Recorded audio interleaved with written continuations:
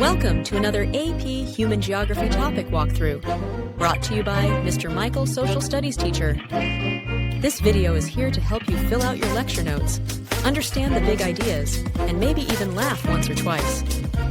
So grab your notes and let's get started. Welcome to our topic on population distribution and density. In this topic, we will explore two key questions. Where do people live, and why do they live there? By the end, you should be able to identify the factors that influence where people live at different scales, such as global, national, or local. You'll also understand the different methods geographers use to measure how crowded a place is, which we call population density. We'll see how natural features, like climate, mountains, and water sources, affect population patterns and how human factors, like economics, culture, and politics, shape settlement choices too. And as we go, you'll discover that how we calculate population density matters, because each method reveals something different about how people live on the land. Let's begin our exploration of why the world's population is not evenly spread out, and how that shapes our understanding of geography. Before we go further, here's a quick look at our objectives for this topic. We'll focus on understanding the key factors that shape population distribution and the different ways geographers measure population density. These ideas will help us make sense of where people live, why they live there, and how population impacts the land around us. Today, the world's population has reached about 8.1 billion people, but this population is not spread evenly across the Earth. Some areas are densely populated, while others are nearly empty. A major example of a densely populated region is East Asia, where countries like China, Japan, and South Korea are located. In fact, China alone has over 1.4 billion people. But why do so many people live in East Asia and not in other areas like deserts or mountains? That's what we'll begin exploring next, looking closely at the natural and human factors that influence population distribution. Remember, understanding where people live helps us understand how societies function, how resources are used, and how to plan for the future. Let's talk about what really influences where people choose to live. People usually avoid places that are just too extreme. We call these the 5 twos, areas that are too hot, too cold, too wet, too hilly, or too dry.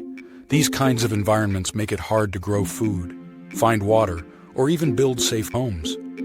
Instead, people are more likely to settle in areas that are easier to live in, places with low elevation, fertile soil, and mild, temperate climates. Being close to water is also a big plus, because rivers, lakes, and oceans provide food, water, and ways to travel or trade. All of these more livable areas make up what we call the ecumene. That means the parts of the Earth that are actually habitable for humans. So, population isn't spread out randomly. Where people live is often closely tied to the natural features of the land. To understand how natural features affect population distribution, let's take a close look at Australia. The map on the left shows the physical geography of the country. Most of Australia's interior is made up of deserts, like the Great Victoria and Simpson Deserts, and dry, rugged land. These areas have poor soil, very little water, and extreme climates, making them difficult places to live. Now compare that to the map on the right. It shows where people actually live. The blue dots represent population, and as you can see, almost all of it is concentrated along the coasts, especially in the southeast and southwest. Why?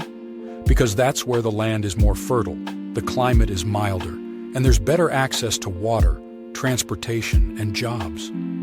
This is a clear example of how natural factors like climate, elevation, and access to water shape where people choose to live, and help explain global population patterns too. So far, we've talked about how the natural environment affects where people live. But physical geography isn't the only reason. Human factors are just as important. For example, economic opportunities often attract people to an area. Cities with jobs, trade, or industries tend to grow quickly, even if the environment isn't ideal. Social and cultural reasons also play a role. People are more likely to settle in places where they feel a sense of community, where they can find others who share their language, religion, or traditions. Access to education, healthcare, housing, and transportation can also make a place more attractive to live. And then there are political factors. Some governments invest in infrastructure or create policies that encourage people to move to certain areas. Others may offer safety, stability, or freedom, which attracts people fleeing conflict or persecution. Let's take a real-world example that shows just how powerful economic factors can be, even in extreme environments. This is Norilsk, a city in Siberia located north of the Arctic Circle. Winters here are incredibly harsh, with freezing temperatures, limited sunlight, and snow for much of the year. Despite these tough conditions, nearly 200,000 people live in Norilsk. Why would anyone choose to live in such a cold, remote place? The answer is simple: nickel. Norilsk sits on the world's largest known deposits of nickel, a valuable metal used in many industrial products. The mining industry brings jobs, income, and economic activity to the region. This case shows how economic opportunities, like access to natural resources, can draw people to settle in areas that would otherwise be uninhabitable. In other words, when there's money to be made, economics can outweigh the environment. Let's take a moment to look at how geographers actually measure population density, that is, how crowded or spread out people are in a certain place. There are three main ways to do this. First, there's arithmetic density. This one's the easiest to understand. You just take the total population and divide it by the total land area. It gives you a basic average, like how many people per square mile or square kilometer. Next is physiological density. This one's more specific. It looks at how many people are living on land that can actually grow food. We call that arable land. This helps us understand how much pressure there is on the land that feeds a population. And finally, there's agricultural density. This compares the number of farmers to the amount of arable land. It tells us how developed a country's farming is. For example, whether it depends on lots of manual labor or if it uses machines and technology to grow food. Each method gives us a different perspective on how people live and how they use the land around them. Now let's focus on the first type of population density, arithmetic density. This is the most basic way to measure how crowded a place is. We calculate it by dividing the total population by the total land area. The formula is simple: population over land. But even though it's easy to use, arithmetic density has some important limitations. It gives us an average, but it doesn't tell us where people actually live. For example, a country might have a low arithmetic density, but most of its people could be crowded into just one region, while the rest is empty land. So this method tells us how many people, but not how they're spread out. It doesn't show clustering, when people live close together, or dispersal when they live far apart. That's why geographers use other types of density too, which we'll explore next. When we talk about population density, it's important to think about scale. In other words, what level we're looking at. For example, if we look at the entire country of China, it might seem like the population is spread out across a huge area. But when we zoom in, we see something very different. In reality, 94% of China's population lives in the eastern part of the country. That means the western region, which includes mountains and deserts, is mostly empty. So even though China's arithmetic density might seem moderate when averaged across the whole country, that number hides the fact that people are heavily clustered in just one region. This is why geographers change the scale of analysis, from national to regional to local, to get a more accurate picture of how people are truly distributed. What looks balanced from far away might actually be very uneven when you look closer. Next, let's talk about a very important idea in population geography: carrying capacity. Carrying capacity is the maximum number of people that an area can support using its available resources, without harming the environment or using up natural resources in an unsustainable way. In other words, it's the limit. If a population grows beyond what the land and resources can handle, the environment may begin to break down, leading to problems like food shortages, pollution, and resource depletion. Understanding carrying capacity helps geographers and governments make better decisions about how to manage population growth, protect natural resources, and plan for the future. It's closely connected to the idea of physiological density, which shows us how much pressure people put on arable land. the land that feeds us. So when we study population, we're not just counting people. We're asking, can the land support them all, and for how long?